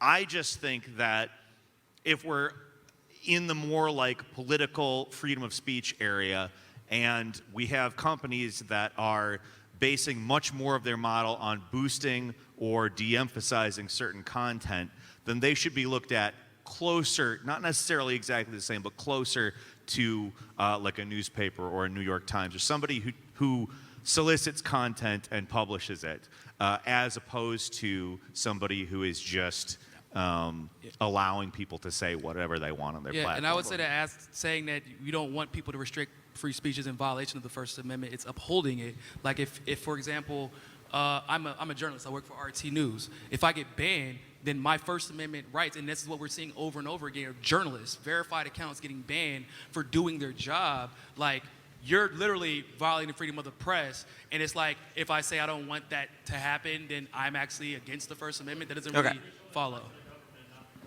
Say that again? Well, then once again, then when that corporation stops getting unlimited funding from the government, then I guess we can have a different conversation. But he's saying they're too intertwined. All right, next question. This one is directly for Stephen. Stephen, you've said before that one of the issues with our consumption is that viewers demand the type of content that enriches companies. Given that they also use algorithms to make their content much more engaging and addictive, would you be in favor of a Pigovian tax or a tax on negative externalities on excess viewer engagement? And do you think that would be an effective way to curb the excess influence of big tech and content companies? I'm rephrasing this because it's hard to hear sometimes. So are you saying that if companies are motivated to get you as hooked or engaged as possible into their content, are there negative externalities related to that that should be curbed with some sort of federal legislation? Yes, specifically a tax of some sort. That's a really good question. I feel like the answer almost has to be yes. I feel like we've got so much literature now on how social media is negatively affecting everybody's life. I'm 32. Honest to God, I cannot imagine being in high school with like constantly plugged into like the crazy social media shit these days. I would blow my brains out. It sounds like the worst experience ever. And we have like more and more studies that show that like especially women that use these platforms are getting like worse images of themselves. Men, young, everybody is like getting fucked on these platforms. You know, is this so much of a negative externality that it demands some sort of regulation? Maybe. I mean, we've done it for things that have negative stuff in the past, like, you know, drugs. Obviously, things like cigarettes or alcohol are disallowed until a certain age. Do we need to take the same step with social media or go like a Chinese or a South Korean route where you say, like, you have a limited number of hours you can spend? It sounds really draconian. It sounds probably incompatible with our current U.S. understanding of freedom, but I feel like something should probably be done, yeah. Because 3 hours of video games per week would definitely hurt you. Okay, okay, hey. I wasn't even allowed to play. I wasn't even allowed to play video games during the week. Lucky bastard. So next question. Oh, sorry. No, that's fine. You're real quick, 15 seconds. Go for it. No, I was just going to say, I think that also can have a negative effect because we might be banning people from positive experience as well. So it really depends on how that person wants to live their life, and they have to make the decision for themselves, unfortunately. And I agree with you. I think that too many teenage women, I've made videos about this, are, you know, massively, you know, coming across more depression symptoms and anxiety symptoms. Yeah, and I think, but at the same time, some of those things can alleviate the pain, some of those internet, you know, experiences. But, yeah, it goes back and forth. All right. Niko, you were talking earlier about how basically our government, including the CIA, has overtaken some private businesses. I truly believe that DARPA and Lifespan was turned over the same day that Lifespan ended because it was deemed illegal and unconstitutional. It's the same day Facebook went live. Okay, so I believe these platforms are being controlled by our government, and therefore our government is using the phrase private to get away with things because they know that they could never get away with it if they went and said they were government. Yes. As a 21-year retired Iraq war veteran, I'm repulsed. I have had 3 Facebook accounts permanently disabled and 4 Twitter accounts for telling the truth because they don't want to hear it. Yeah, that's a brilliant point that you brought up. I was going to bring it up, but Thank I you got for your cut service. off. So like what she's talking about is the fact that Lifespan, which is a CIA program to track people as they get older, know exactly where you are at any point, and have you actively voluntarily engage in telling everybody about your life. That stopped the day of Facebook going live, which was like February 2004, if I'm not mistaken. And then the female who was in charge of that program actually ended up in Facebook a few years later. So you're literally having ex-CIA agents during election years, it was 2016, I believe, is when she joined, going into the program, basically going into the mirror of the program that she was the head of the CIA, and then we're supposed to pretend as if these programs aren't doing, or these private, quote unquote, private companies aren't doing what the government is doing, but they're hiring all the people who are involved in the government. So this is the root again. Yeah, we're getting what you're saying, but we're kind of. Is there anything to add because like we're right at time? And go ahead. The thing that I have to add about just this conference in general, I think that nobody knows the exact truth because I think truth is hidden from us for personal biases, and I think that we just need to calm down a little bit. Too much testosterone. That's good. And I think I think that the point of this conference and the point of making YouTube videos and such should be more civil and more open to other people's ideas and not attacking other individuals for having different opinions. And I think that is the way to go forward. I concur. And I think, yeah, and I mean, that's coming from a moderate, which makes a lot of sense, right? So. That's cool. And the one thing I think I can say is everybody here, it seems at least, slightly favor the fact of transparency of why you would get banned. And even Stephen said he would probably vote for that law. So, I mean, that seems to be shared. So, And antitrust laws are not strict enough. I agree. If anybody that used to work for the government wants to sign up for my company, my email is open. I need some of that unlimited funding, so yeah, jump right on that. That's awesome. All right, we're going to take a break. right. Thanks so much. All right, so we are going to do a 10-minute sharp. So we're talking about 2